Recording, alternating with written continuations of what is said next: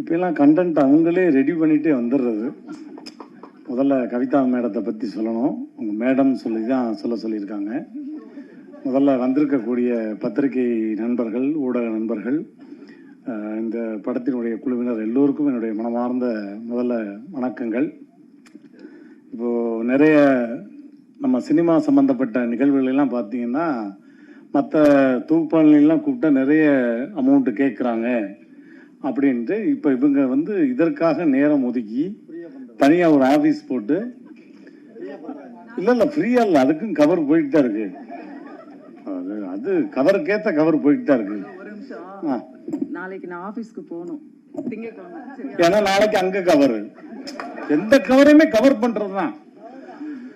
அதனால வந்து பாருங்க, இடையில வந்து வாங்க வேண்டியது நிறைய கண்டென்ட் நல்லா நிறைய இருக்குங்க.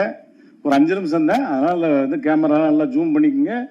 ஒவ்வொருவருடைய எக்ஸ்பிரஷன்லாம் வேற லெவலில் இருக்கும், கரெக்டாக பிடிச்சிக்குங்க. கவிதா மேடம் வந்து இதுக்காக தனியாக ஆஃபீஸ் போட்டு முதல்ல வந்து அந்த தொகுப்பாளனா ஒரு விழாவை எடுத்து பேசுறது எப்படின்னு, ஒவ்வொருத்தரையும் வந்து மேடையில் கூப்பிடுறது எப்படின்னு அவ்வளவு அழகாக தெளிவாக அதை எழுதிட்டு வர்றாங்கல்ல, அதுக்கே ஒரு பெரிய கைத்தட்டல் கவிதா மேடத்துக்கு. இப்போ தேனப்பண்ண சொன்ன மாதிரி இப்போ அங்கே உட்காந்து பேசிட்டு இருக்கும்போது என்கிட்ட அவங்க சொன்ன ஒரு வார்த்தை, இப்போ அவங்க இல்லை மேடம் இருங்க, நீங்கள் ப்ளீஸ் கண்ட்ரோல் பண்ணாங்க மேடம், சொல்லிடுறேன் மேடம்.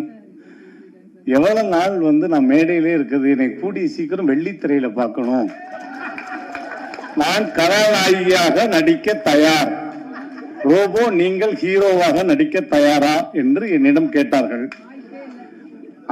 அதை நான் சொன்னேன், நான் கண்டிப்பாக நடிக்கிறேன், பார்ப்பதற்கு ஆடியன்ஸ் தயாரா என்று ஒரு கோரிக்கை.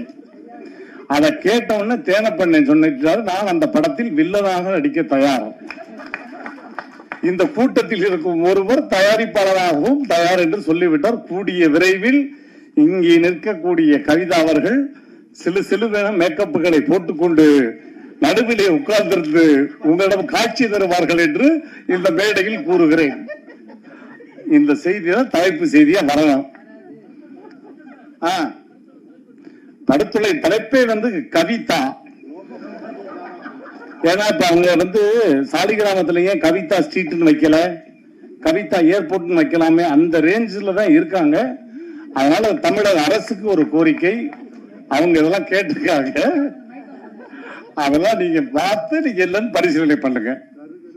கருகரு கவிதா டைட்டில் சொல்லிட்டாரு, கருகரு கவிதா. ஓகே, அவங்கள விட்டுருவோம்.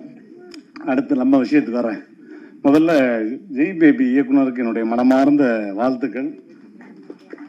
உங்களுடைய நம்பர் எனக்கு கிடைக்கல சார், கிடைச்சிருந்தா குடும்பத்தோட படம் பார்த்த அடுத்த செகண்டே எந்நேரம் ஆனாலும் உங்களுக்கு ஃபோன் பண்ணி மிகப்பெரிய வாழ்த்து சொல்லியிருப்பேன். ஏன்னா நிறைய படங்களுக்கு மத்தியில் இப்படி ஒரு சின்ன படங்கள் வந்து ரொம்ப அழகான படங்கள் நம்ம தமிழ் இண்டஸ்ட்ரியில் இப்போ நிறைய படங்கள் வந்துகிட்டு இருக்கு. அதான் குடும்பத்தோடு இந்த ஜெய் பேபி பார்த்தோம். கண்டிப்பாக நீங்கள் போகும் இடம் வந்து வெகு தூரம் இல்லை. இந்த படத்திற்கான விருதுகள் வந்து நிறைய உங்களுக்கு காத்துக்கிட்டு இருக்கு. அங்கே ஊர்வசி மேடத்துக்கு என்னை வந்து இந்த மாதிரி ஆடியோ லான்ச் அப்படின்னு சொல்லி என்னை அழைச்சது என் உடன் பிறவாத சகோதரர்கள், எனக்கும் சரி விமல் சாருக்கு, அதான் என் அன்பு மாப்பிள்ளை விமலுக்கு, எல்லாருக்குமே கோகுல் அண்ணே தாம்பண்ணே 2 கண்ணு மாதிரி அவர் தான் வந்து ஃபஸ்ட்டு வந்து இன்வைட் பண்ணார். இந்த மாதிரி ஃபங்க்ஷன் ரூபோ வந்துருங்க அப்படின்னு. ஆனால் என் கூப்பிட்டா கண்டிப்பாக எங்கேனாலும் வந்துடுனே அப்படின்னு கூப்பிட்டாரு. தம்பி எங்கே இருக்கீங்க அப்படின்னாரு. அண்ணா எங்களுக்குள்ள தானே இருக்கேன். தம்பி ரொம்ப தூரம் இல்லை, கொஞ்சம் பிரசாத் வரையும் வந்துடுறீங்களா அப்படின்னாரு. என்னண்ணே அப்படின்னே, இந்த மாதிரி ஆடியோ லான்ச் வச்சுருக்கோம், நீங்கள் வந்தீங்கன்னா கொஞ்சம் நல்லாயிருக்கும். சரிண்ணே, யாருண்ணே ப்ரொடியூசரு? சும்மா நம்ம கேட்போம்ல யார் டைரக்டர்னு. நம்ம பங்காளி தான், சுந்தர் பங்காளி தான் ப்ரொடியூசரு. ஓஹோ, சுந்தர் பங்காளி இப்போ ஆஸ்திரேலியாவில் இருக்காரு. உங்களுக்கு எனக்கு எத்தனை வருஷம் பழக்கம் அப்படின்னேன். அது இருக்கும் தம்பி, ஒரு 25-30 வருஷம் பழக்கம். ஏன்னா இந்த படத்தில் நானும் நடிப்பேன்னு ஒரு என்ன கூட உங்களுக்கு வரலையாலே, ஒரு செகண்ட்னா கூட நான் என் மாப்பிள்ளைக்காக வந்து நடிச்சு கொடுத்துருப்பேன். படத்தில் 2 கேரக்டர் தான் தம்பி, ஒன்று விமல் சார், இன்னொன்று வந்து கருணாசன், 2 பேர் தான் படம் ஃபுல்லாக. அப்போ நான் கேட்டேன், என்ன பார்த்திபன் சார் மாதிரி ஒத்த செருப்பு மாதிரி இது 2 பேர் தான் படம் ஃபுல்லாக நடிச்சிருக்காங்களா, வேறு யாருமே கிடையாதா அப்படின்னு. கூட ஒரு பொணம் நடிச்சிருக்கு தம்பி பாடி, அந்த பாடியை கூட நான் இருந்திருப்பேனே அப்படின்னு. பாடியெல்லாம் நீங்கள் எப்படி தம்பி, அது நல்லா இருக்காது. ஆனால் பாடியிலே நான் பல லாங்குவேஜ் காட்டுவேன்னு, அதானே பாடி லாங்குவேஜ். நீங்கள் ஏன் என்னை கூப்பிடலன்னு, அடுத்த படத்துக்கு கண்டிப்பாக கூப்பிட்டுறேன் அப்படின்னு. எது ஆடியோ லான்ச்சுக்கான்னு கேட்டேன். அதனால் அதுவும் நான் சொல்லிடுறேன், அடுத்த படத்துக்கு இருக்கணும்.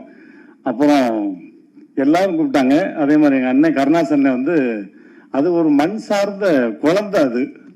அது பாட்டுக்கு ஷூட்டிங் இல்லைன்னா வாக்கியா வரப்பு தோட்டம் துறவு, தலையில் ஒரு துண்டை கட்டிக்கிட்டு மாடை மேய்ச்சோமா, நாய்களுக்கு சாப்பாடு ஊட்டினோமா, ஷூட்டிங்னா அப்படியே மாட்டு வண்டியை கட்டிக்கிட்டு அப்படி போயிடுறது, அப்படியே வந்துடுறது.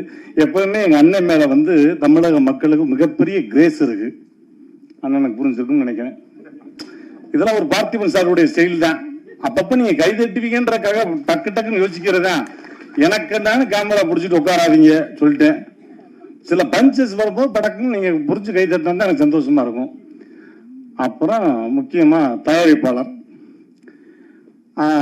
சொன்ன இந்த மாதிரி ஆஸ்திரேலியாவில் பங்காளி அவர் தான் ப்ரொடியூசரு, அவர் இப்போ லைனில் வந்தார். இவரை பற்றி சொன்னார். அவரை பற்றி முக்கியமான விஷயத்த எங்கள் அண்ணன் ஸ்னேகன் சொல்லுவார். அவர் தமிழ் வராதுன்னு சொல்லி ரொம்ப அழகாக தமிழில் ரொம்ப சிறப்பாக சொன்னார். கண்டிப்பாக நியூசிலாந்துல இருந்து உங்களுடைய கனவுகளோடு எங்களுடைய கலைத்தாய் உங்களை இங்கே இழுத்துட்டு வந்திருக்கானா, நீங்கள் போகும் இடமும் வெகு தூரம் இல்லை, இன்னும் நிறைய உயரம் இருக்கு உங்களுக்கு. அதற்கு எங்களுடைய தமிழ் இண்டஸ்ட்ரியில பக்கபலமாக எத்தனையோ பேர் இருக்கிறார்கள். அதற்கு மிகப்பெரிய வாழ்த்துக்கள் அப்படின்னு. எப்படி மாப்பிள்ளையும் பங்காளியும் எப்படி ஒரு பழக்கம் அப்படின்னு, கிளாஸ்மேட்டு அப்படின்னாங்க. அப்படி ஒரு கிளாஸ்மேட்டுன்னா என்ன கிளாஸ்மேட்டு அப்படின்னு, ஸ்கூலில் படிப்பாங்கல்ல அந்த மாதிரி கிளாஸ்மேட்டு அப்படின்னாரு. அப்போ நான் சொன்னேன், இந்த மாதிரி கிளாஸ்மேட்டாக இருக்காது, நீங்கள் கிளாஸில் தான் ஆரம்பிச்சிருக்கீங்க, ஃபுல்லில் இருக்கீங்க. அதாவது படம் ஃபுல்லாக முடிஞ்சிருக்கு.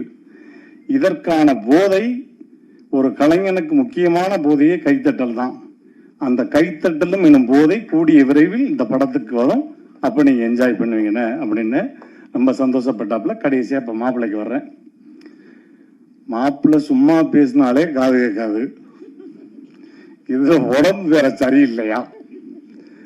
இல்லைங்க, எனக்கு ஒரு மன வருத்தம். எல்லாரும் கூப்பிட்டீங்க, என் வீட்டில் நல்லது கெட்டதுன்னா முதல்ல என் மாப்பிள்ளை நிற்பாப்புல. மாப்பிள்ளை வீட்டில் நல்லது கெட்டதுன்னா முதல் ஆளாக நான் நிற்பேன்.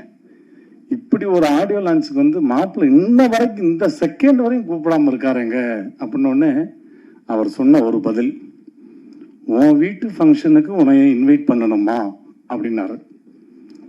அப்படியே பாரதிராஜா படம் மாதிரி சலார் சலார் சலார் நடிச்ச மாதிரி இருந்துச்சு. அது மாதிரி இது எங்களுடைய வீட்டு குடும்ப விழா, அதுக்கு அழைப்புதலே தேவையில்லை. சரி பேசிடலாமே அப்படின்னு ஃபோன் பண்ணலாம். கவிதா மேடம் சொன்ன மாதிரி தான், அது நார்மலாக பேசினாலும் நான் நிறைய முறை சொல்லியிருக்கேன் உங்களுக்கு. மாப்பிள்ளை எங்கே இருக்கீங்க?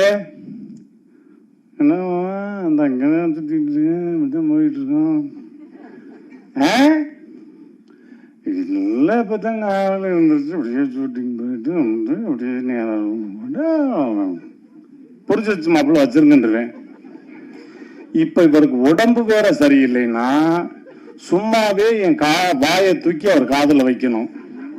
இப்போ என் உடம்பையே தூக்கி அவர் காதில் வைக்கணும். ஆமாம் மாமா, காலையிலேருந்து உடம்பு முடியல, ஒரே வயிற்றாலும் வாந்தியமா இருக்கு. அதுக்காக தான் சொன்னேன், இல்லை நீங்கள் வந்து என்ன நீங்கெல்லாம் எப்படி முன்னாப்புல. சரி மாப்பிள்ள வந்துடுறேன்னு. அதனால என்னுடைய அன்பு மாப்பிள்ளைக்கு என்னுடைய மனமார்ந்த வாழ்த்துக்கள். ஸோ இங்கே இருக்க எல்லாருக்குமே. அதே மாதிரி கேமராமேன், பொதுவாக நான் வந்து உயரிய கேமராமேனை பார்த்துருக்கேன். ஆனால் இப்படி உயரத்தில் கேமராமேனை இப்போ தான் நான் பார்க்குறேன். பின்னாடி டிஸ்கஷன்லாம்